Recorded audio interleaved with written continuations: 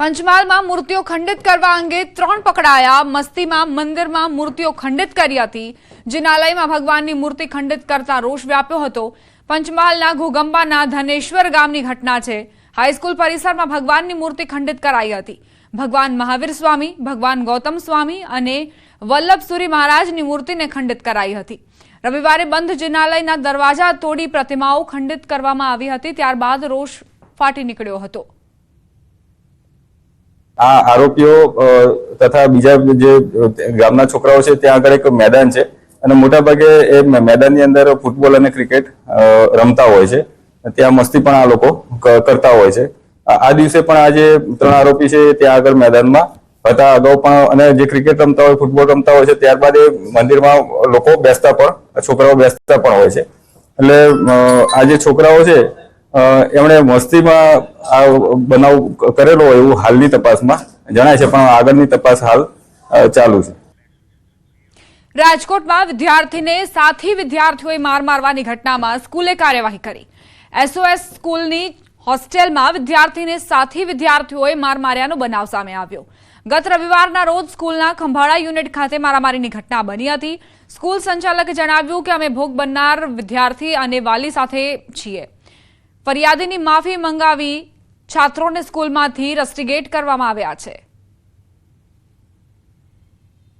સમાધાન માટે બોલાવેલા અમે અને સ્કૂલે જે વિદ્યાર્થીઓ મારવામાં હતા એને રસ્ટિગેટ કર્યા, એની પાસેથી માફીપત્ર લખાવી લીધું, વાલીઓને પણ કડક સૂચના આપી અને હજી શિક્ષાત્મક પગલાં સ્કૂલ લેશે। અમદાવાદમાં ફરી એક ફરાર કબૂતરબાજને દબોચી લેવામાં આવ્યો છે। કબૂતરબાજી કેસમાં સંડોવાયેલ આરોપી રજની ઉર્ફે સની પટેલને એસએમસીએ ધરપકડ કરી। આરોપીએ છેલ્લા કેટલાક સમયથી ફરાર હતો। પોલીસે આરોપીની પૂછપરછ માટે 14 દિવસના રિમાન્ડની માંગ કરી હતી, જો કે અમદાવાદ ગ્રામ્ય કોર્ટે 10 દિવસના રિમાન્ડ મંજૂર કર્યા। હિંમતનગર પર યુવક પર હુમલો।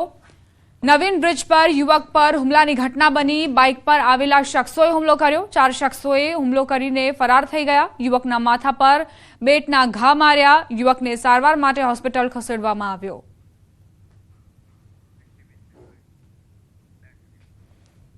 તેર વર્ષીય કિશોરની છરીના ઘા ઝીંકીને હત્યાને અંજામ આપવામાં આવ્યો છે। મોબાઈલ ગેમના કારણે કિશોરની હત્યા કરાઈ હોવાની આશંકા। 3 કિશોરે છરીના ઉપરા છાપરી ઘા ઝીંકી મોતને ઘાટ ઉતારી નાખતા સનસનાટી મચી ગઈ। બનાવમાં પ્રવીણને ગળાના ભાગમાં તેમજ પેટના ભાગે ગંભીર પ્રકારની ઈજાઓ થઈ છે। ગામના બગીચામાં તમામ બાળકો બગીચામાં રમતા હતા, તેવામાં માથાકૂટ થઈ હુમલો કરવામાં આવ્યો। હત્યામાં 3 આરોપીઓ કાયદાના સંઘર્ષમાં આવેલા બાળકો હોવાનું અનુમાન લગાડવામાં આવી રહ્યું છે।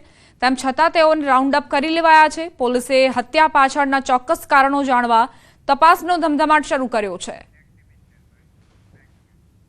અમરેલીના ધારીના ચાલાલામાં યુવક પર હુમલાનો મામલો। સારવાર દરમિયાન યુવકનું મોત નીપજ્યું। 2 દિવસ પહેલા યુવક પર પાઇપ વડે હુમલો કરાયો હતો। હુમલામાં યુવકના માથાના ભાગે ગંભીર ઈજાઓ થઈ હતી।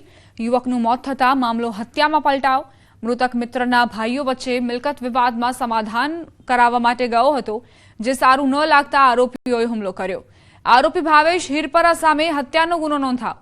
ચલાલા પોલીસે આરોપીની ધરપકડ કરી છે।